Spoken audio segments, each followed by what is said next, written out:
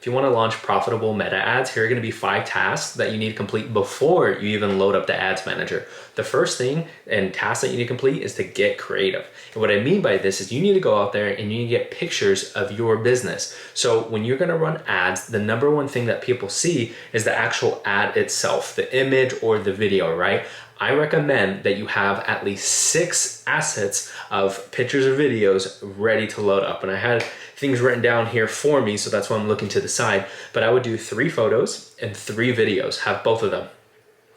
The first one for the photos, you could have a company, right? Company photo thing that shows you, maybe shows your office, you in front of trucks, things like that. Anything about your company. Think of it kind of branding that way.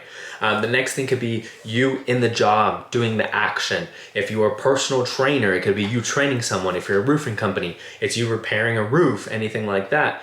And then the last one would be something with a strong call to action. So this could be a photo. You can combine any of the two, whether it's your company or you in the on the job, but you'll actually put like headlines on the photo saying the promotion. So it's like 20% off next 7 people, something like that. But this would be more of a very advertising promo. So that way you can test those 3 and kind of see what does better in your market.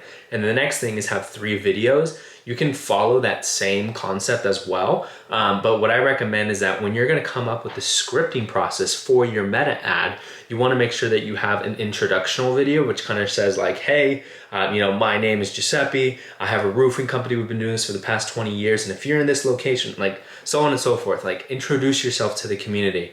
And even offer tips and advice, but that's a good one to make. Other thing, promotion, same kind of concept. If you were gonna create a strong call to action in a picture, you can use that same call to action in a video as well. Just talking about your promos. This one can be shorter, like 30 seconds, or you can treat it as like a reel, Instagram reel, Facebook reel, and that'll do really well. And then the last one, if you are in the home service niche or anything that has a transformational process, time lapses are amazing.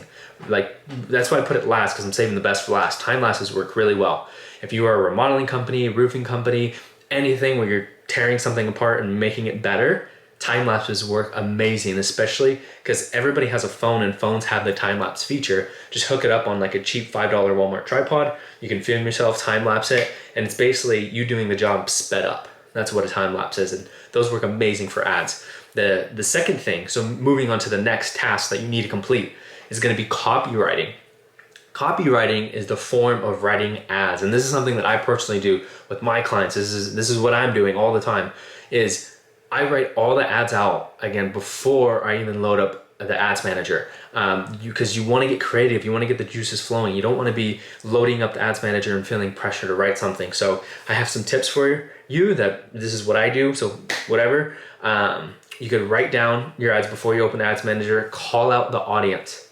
That is one of the best things that you can do. So you could be like Texas homeowners or Houston homeowners specifically. You could do a thing like Phoenix dog lovers, or you could do like Miami moms. So maybe your thing doesn't have anything specific. It's just your ideal audience, Miami moms. That works really well too. Or Miami men. And the next thing, after you call them out, you can go ahead and create urgency as well within your offer. So you could be like, we're giving a bonus 6-week supply of supplements for the next 10 Miami moms that join our summer shred program. So now people are like, oh, that's cool. So I'm a Miami mom and then I get 6 weeks of free supplements when I join this thing. Okay, like it gets them interested, and there's more of a reason to actually call you or fill out a form because it's limited supply. There's something else you could do as well, is like we're giving a free furnace away for the next 7 people who get a new AC unit. That's like, oh, that's sick. If I have an old home and I know that my AC's busted and my furnace is probably busted too, and I can get a BOGO all in one, I'm definitely gonna be interested to go with you if it's on my mind than with somebody else. And it's limited time, so that makes me wanna reach out sooner. So big tip there. And then the last thing you wanna do as well is show your expertise and possibly add a warranty. So what I have here is like, if we're sticking with the Miami mom thing, it would be transforming Miami moms for 20 years with a proven process that is guaranteed to work no matter your situation, or your money back. Pretty good, right? So now people know, like, no matter what happens, like these are trusted professionals for years, and it's guaranteed to work, right? And if it doesn't work, I get my money back. Like, this is great.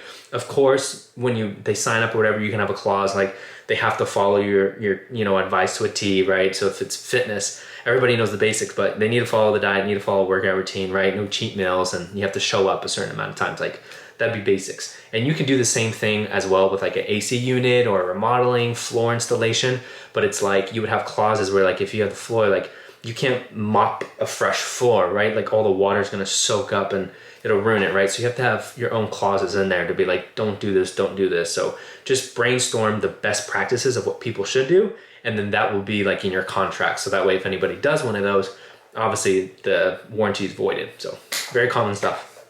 The next thing, interest. So moving on to another task. Now, I kind of lied because I think in the beginning I said before you load up Ads Manager, but this is before launching the campaign. So now we are going to load up Ads Manager.